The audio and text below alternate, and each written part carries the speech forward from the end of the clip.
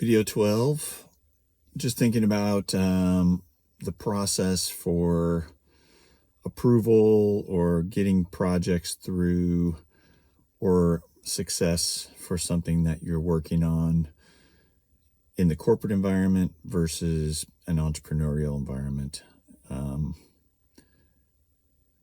If you've only worked in the corporate side of things, you don't know the pain or the struggles or the challenges that exist in the entrepreneurial world, in the startup world, in the self-funded world.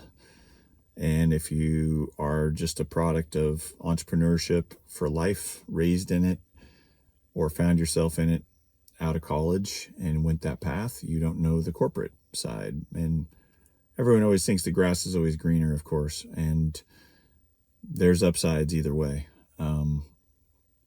But the scale, the growth, the reward is obviously far greater on the entrepreneur side than it is in the corporate side, unless you're going to find yourself like a Starbucks CEO with a $93 million bonus package or something like that. But I digress. And I was on some calls this morning. Since I left corporate in 2016, I've done a lot of advising, consulting, collaboration, strategy for entrepreneurs, founders of self-funded or just proprietorships. So, it's an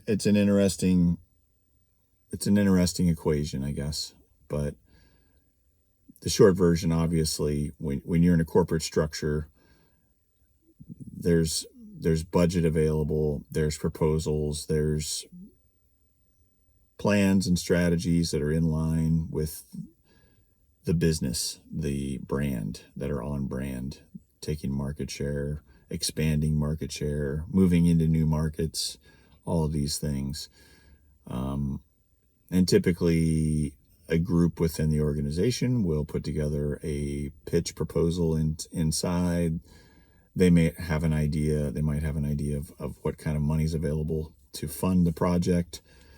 Then it's about cost versus reward. Does the brand want to move into that space? Does it want to expand in that space? Does it want to reinvigorate itself in that space?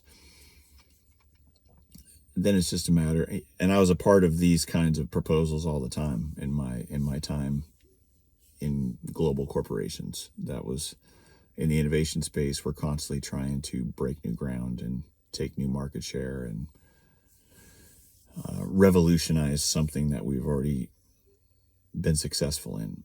The transition 10 years ago into working outside of corporate in the entrepreneur space, I've worked with groups that are, their EBITDA, their revenues, their profits might be a couple 100,000, a million, 20 million, 50 million, 100 million. The scale is relative, of course. And then the conversation is always about what's a worthwhile investment into scaling the business when it's a self-funded or an entrepreneurship. So, but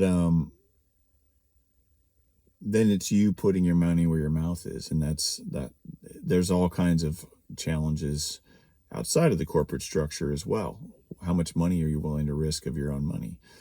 How are you going to get VCs or investors to back what it is you're going after? Do they believe in you? Do they believe in your project? And being a part of the startup world, obviously equity, the rewards are far greater if you can take something to scale to 9 figures or whatever the objective is, 10 figures, even 11 figures. What's the potential? In the tech world, the potential can be enormous. In the services world, the potential can be reasonable and very lucrative. In the product world, as we saw during COVID, services were very challenged because people were unable to go to places, or people were unable to come to individuals for services. So product scaled and direct to consumer scaled. We've come out of that. So services are thriving, products are thriving. Of course, the economy has been struggling in the last couple of years. So that has also driven repositioning and course corrections for all the players, whether you're big or small. So anyway, it was just having a discussion about the nuances or the significant differences of working within a corporate environment, seeking to grow the machine, how you get approvals, funding, and how you frame, how you position what success looks like, or what possibility looks like is different in each of those environments. So just another conversation starter, just something I was working on today with someone, and some thoughts off the top of my head. So all right, happy Tuesday. Keep hitting me with thoughts.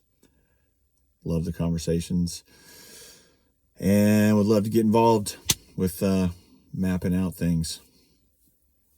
That's all from the beard today. All right. Have a great evening. Peace.